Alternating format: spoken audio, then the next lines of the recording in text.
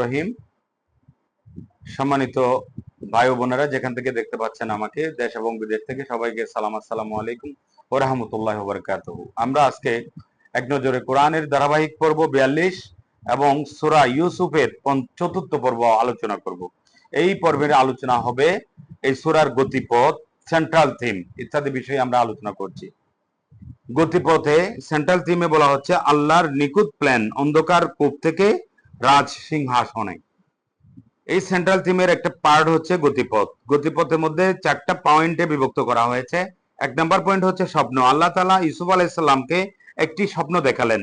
সেই স্বপ্নের মাঝে ছিল নবী ইউসুফ আলাইহিস সালাম ও ইয়াকুব আলাইহিস সালামের জন্য বিশেষ ইঙ্গিত। 2 নম্বর হচ্ছে আল্লাহর পরিকল্পনা বোঝা। প্রত্যেকটি কঠিন পরীক্ষায় তিনি ধৈর্য ধরেছিলেন, কেননা তিনি বুঝতে পেরেছিলেন যা কিছু ঘটতে দেখছেন তার আড়ালে কিছু ঘটছে। 3 ক্ষমার মাহাত্ম্য। আল্লাহর পরিকল্পনার ভরসা রাখবার জন্য আলামত হলো প্রতিশোধ নেওয়ার সুযোগ থাকা সত্ত্বেও ক্ষমা করে দেওয়া। 4 নম্বর পয়েন্ট হচ্ছে সময় বা টাইমিং। ইয়াকুব আলাইহিস সালাম তীব্র মানসিক যন্ত্রণা সত্ত্বেও আসমানি ফয়সালার অপেক্ষায় ছিলেন, তাড়াহুড়া করেননি। তিনি জানতেন আল্লাহর নির্ধারিত সময়ের আগে কিছু ঘটবে না। এইবারে আমরা আলোচনা করব ওভারভিউ। ওভারভিউতে আপনারা জানেন প্রতি সূরাতে ওভারভিউতে আলোচনা করা হয়েছে। আয়াতের মধ্যে কি বলা হয়েছে? 1 থেকে 111টি আয়াতের আলোচনা। 1 থেকে 3 নম্বর আয়াতে বলেছে পবিত্র কোরআন হলো সঠিক ইতিহাস জানার সর্বোত্তম উপায়। 4 থেকে 18 নম্বর আয়াতে বলা হচ্ছে ছেলেবেলায় ইউসুফ আলাইহিস সালাম এর দেখা স্বপ্ন, তাকে নিয়ে তার ভাইয়ের চক্রান্ত ও তাকে কুয়ায় নিক্ষেপ করা। 19 থেকে 34 ঘটনাক্রমে মিশরের ক্ষমতাসীনের পরিবারে আশ্রয় লাভ, তবে তার স্ত্রীর চলনা ও চক্রান্তের কারণে ভীষণ পরীক্ষার মুখোমুখি। 35 থেকে 42 সূরায় আলোচনা হচ্ছে নির্দোষ প্রমাণিত হওয়ার পরও ইউসুফ আলাইহিস সালামকে পাঠানো হয় কারাগারে, সেখানে 2 জন যুবককে তাওহীদের দাওয়াত।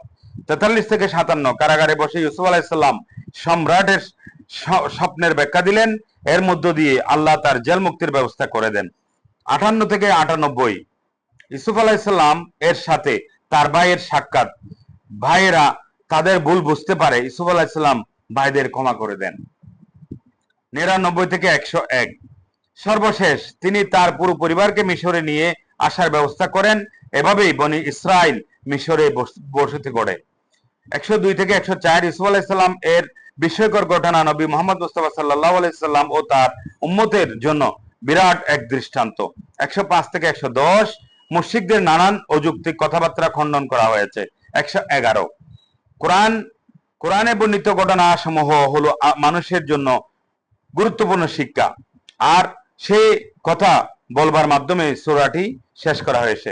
সম্মানিত দর্শকবৃন্দ, আপনারা এই শিক্ষার মাধ্যমে আমরা জানতে পেরেছি হযরত ইউসুফ আলাইহিস সালাম কিভাবে জেল মুক্তি হয়েছেন, জেলের মধ্যে ঢুকেছিলেন, ওনার বিরুদ্ধে ষড়যন্ত্র হয়েছে, উনি আবার জেল থেকে বের হয়ে ওখান থেকে আবার তার ভাইদেরকে ক্ষমা করে দিয়েছিলেন।